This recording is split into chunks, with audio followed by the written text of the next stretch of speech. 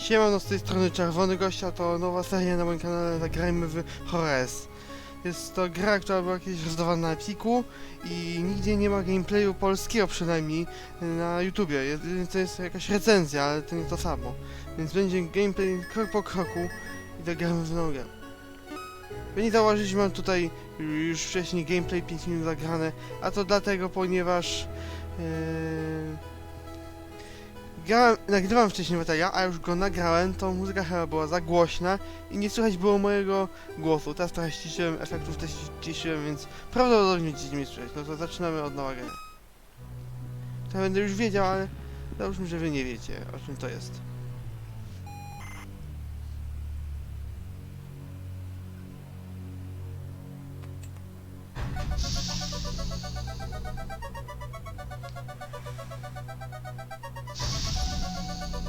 Jak widać, tworzę robota.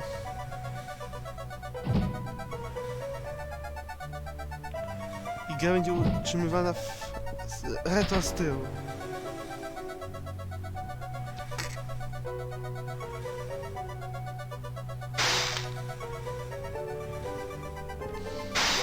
Mam nadzieję, że ta muzyka nie da mi praw autorskich.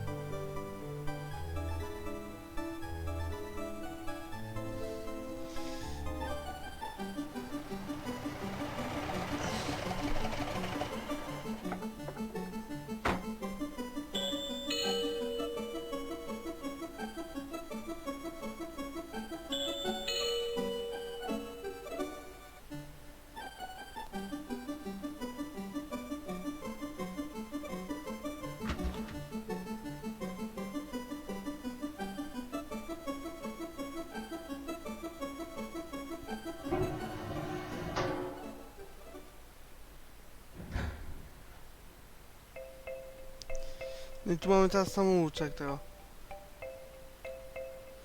Możemy patrzeć w górę, w dół i w lewo, prawo.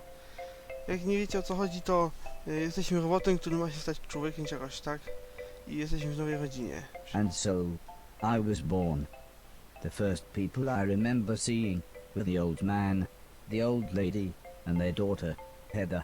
After they'd said hello, the old man powered me down so he could install some software. I could tell they were nice people. The old man didn't give me a silly voice or stupid personality. And the old lady didn't dress me like a clown. Although for some reason, Heather really didn't like me. Once I'd had time to get used to walking, the old man asked me to dash from one end of the room to the other. Kogoś może nie podobać się, jak mówi syntezatorem mowy, ale mi się coś całkiem podoba. Next, the old man spent a couple of hours building some wooden platforms. He said he wanted me to jump up them, but I must admit, I was scared. It wasn't until I saw Heather and her mother happily climbing up them that I decided it might be okay.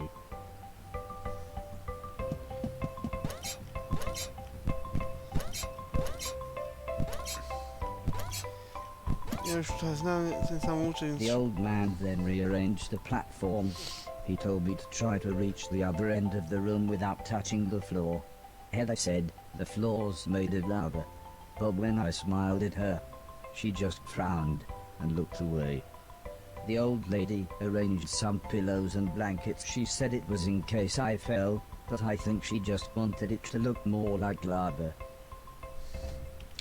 Ja to na szybko już przejdę, bo już faktycznie grałem, ale w drugim odcinku już będzie, od którego te dwie misje treningowe przeszłem. Wiecie? When I reached the other side, The old man just smiled and said, "That'll do, for now." Właśnie, pierwszy chapter, a z drugi... Nie, tylko chyba pierwszy, nie pamiętam.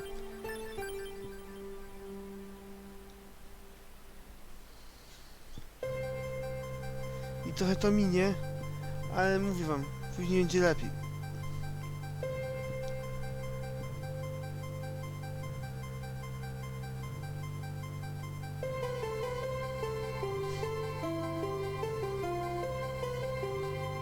A couple of days after those first lessons, the family had a big meal, and I was introduced to everyone else. The professor was the old man's brother. He was very quiet, and always seemed to just kind of stare at me. He had lived with the old man for 5 years. The house was so huge they barely saw each other. He preferred instead to stay in his room, leaving everything up to his butler, Mr. Deck, as he insisted everyone call him, although the professor always called him Anton. For a while, he called me the yellow bastard, but the old man made him stop, as he thought it sounded racist. Mr. Silton was the old man's driver. Before he worked here, he'd gotten in with some bad people and was the driver in a post office robbery, although it all went wrong for some reason. Mr. Silton showed me a video of his band. I'm sure some people must like it, but I just found it terrifying. Then there was Alice. She was the cook. She was a nice old lady. When she was younger, she had been a TV chef. Then, years later, she had a small part in Coronation Street. Mr. Silton said, before she worked for the old man, Alice was quite a hoarder. She kept old newspapers and bicycles, and something about a poo in a shoebox. The next morning, the old man gathered everyone together to show them what I was capable of. "What else does he do?" asked Mr. Silton. The old man smiled. "He can help around the house." "Could he help me with my newspaper collecting?" asked Alice. "I'm not sure that's a good idea," said the old lady, "but he can do all sorts of jobs." "Yeah," said Mr. Silton, "shove a stick up his ass and he can do Deck's job." Now, said the old man, "we have company," pointing to some important-looking people. 2 large men, both called Gary, set up what the old man referred to as lasers. He said again, I should try to get from one end of the room to the other, but I shouldn't be worried, as I had a special chip which meant no matter how damaged I was, I couldn't die. He said it was like infinite lives in a video game. But when he realized I didn't understand, he said he would explain another time.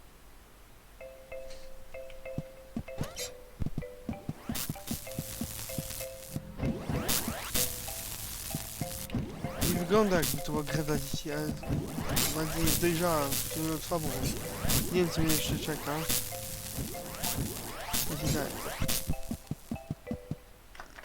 Everybody clapped, except the important-looking men.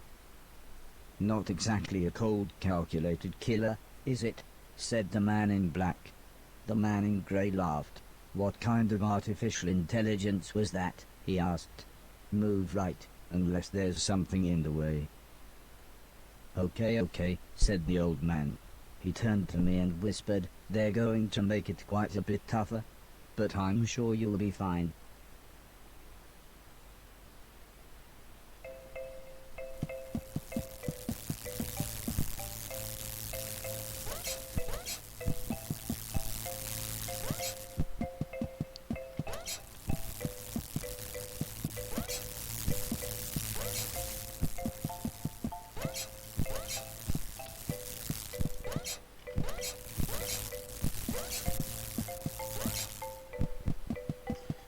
Oczywiście wiem już jak iść, więc... O, tu była wyśniewa uliczka. The Garys then rearranged the room one last time. The old man smiled.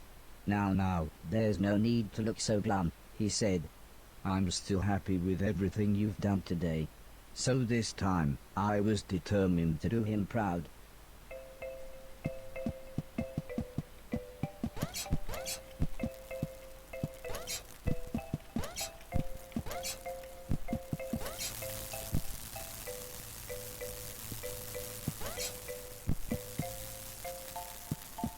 Muszę się rozpędzić.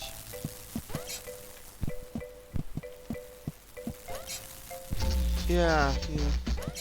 Na serio, jak wiesz, ja to grałem, to nie skusiłem, nie wiem czemu nagle. Teraz dziecko.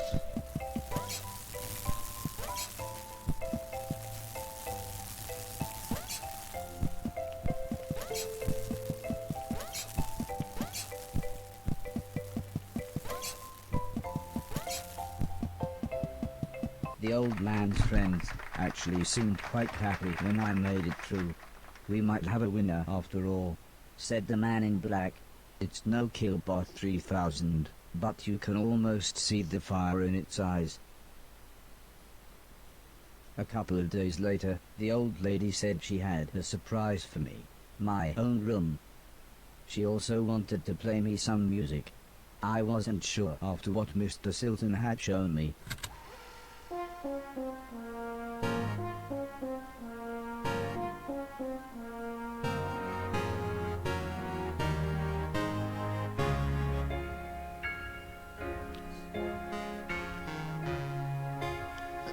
As if music wasn't amazing enough, the old lady then bought me a television set. I couldn't believe what I saw. I watched everything I could. Comedy, drama, horror, sci-fi. Anything anyone wanted to watch I would happily watch with them. Then one day, the old man set up a small box. He plugged some cables into the television and said, "This is what I meant when I said video games." I played games at every chance I could. I took on everyone. I was unstoppable. I had enjoyed music, film, and television. But to me, video games really were the highest art form. I właśnie teraz będzie minigra, która mi najbardziej sprawiała trudność przy pierwszym rozpoczęciu. Czyli tak zwany tenis table funk.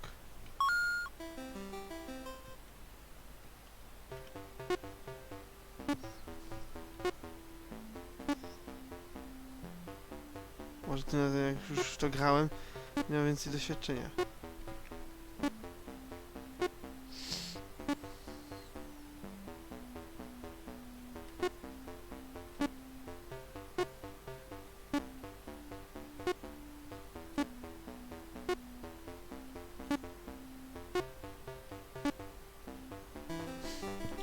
No, za pierwszym razem.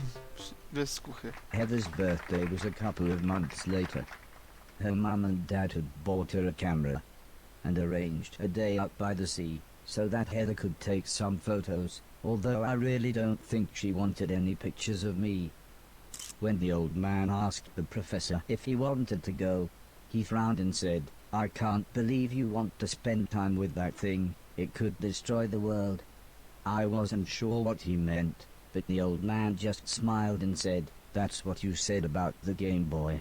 Anton, how about you?" "I don't think so," said Mr. Deck.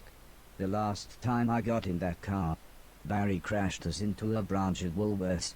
I never would have gone into Woolworths of my own accord." The old man explained that the car was old and the brakes had failed, but Mr. Deck was having none of it. So Mr. Silton drove, and Alice came along for the fresh air.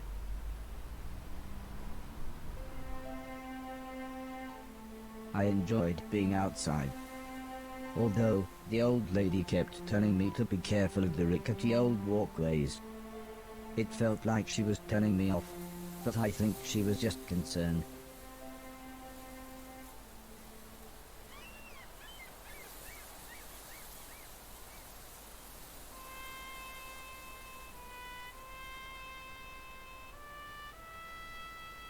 As the old man and I stood on the cliff tops, I could see something in the distance.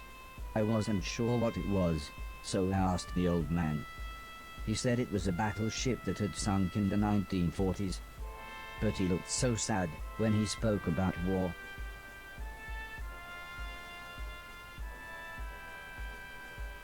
Nie wiem, jak to I didn't see what happened, but the metal platform Heather was climbing on had collapsed. She was safe, even if the rocks she was on looked very dangerous. The tide was rising, and we didn't know how long the Coast Guard was going to be, so I offered to climb down and get her. The old man agreed, but said I should be careful, as Heather doesn't have infinite lives, like I do. I tu będzie ten kulminacyjny moment w tej grze. Jest jak w tym pierwszym rozdziale, ale więcej wam nie zdradzę.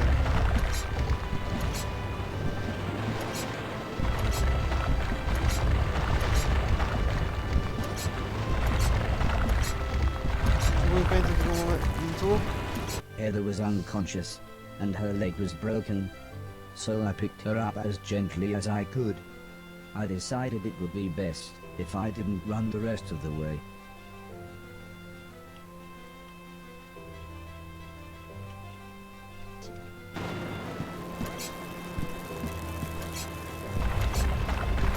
Kiedy nagrywałem to pierwszy raz, trochę minęło czasu i na razie nie nagrywałem.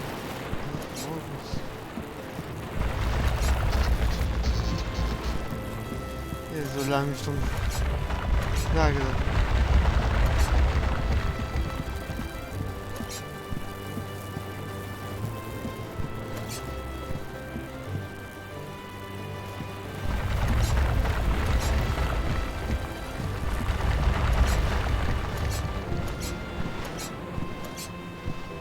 An ambulance had arrived by the time I had made it back to the cliff top. The medics made sure Heather was okay, and then took her off to hospital. A few days later, we all went to see how she was doing. She was fine, but would have to wear the cast for a couple of months.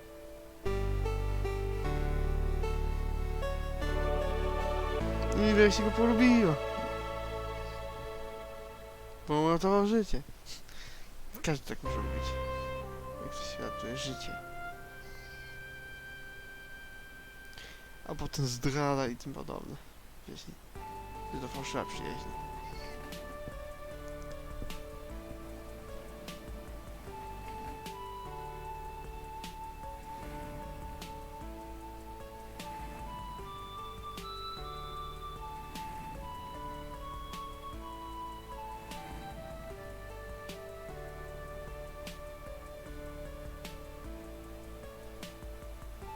Once Heather got to know me, we became good friends.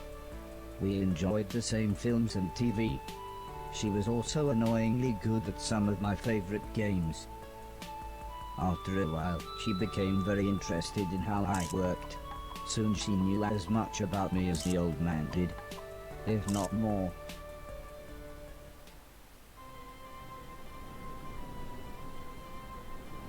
We spent the next couple of months visiting other countries, as when it came to teaching me things, the old man always liked to pick interesting locations.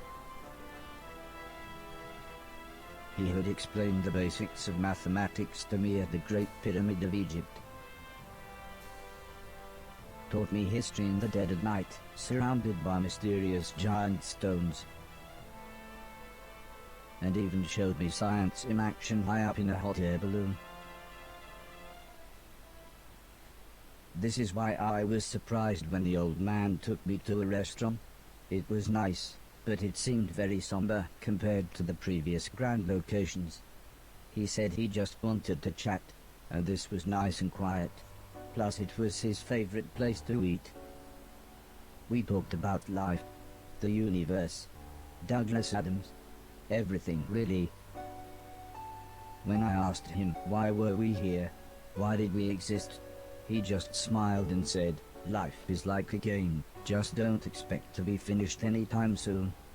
When I looked puzzled, he said, well, everyone should have a purpose. So I asked him, what's my purpose? He thought for a bit, then said, so you want to be a real boy? Which just confused me even more. Eventually the old man said, for now, I want you to help clean things around the house. I must have looked unimpressed, as he then said, okay, I want you to clean 1,000,000 things.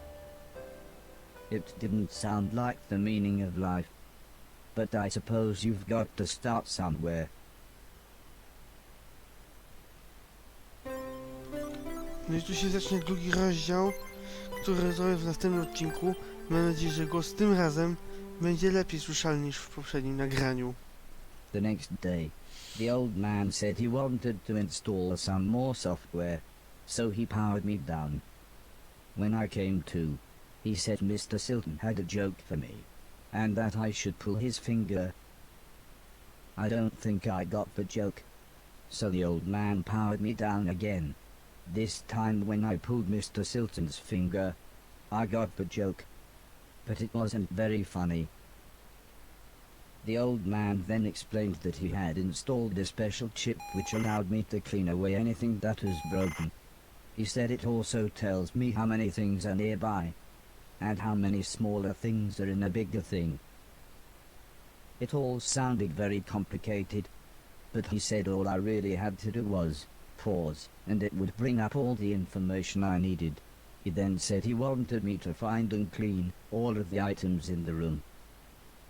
He told me there would be some chains to climb, but that would be nice and easy, as I just had to press up.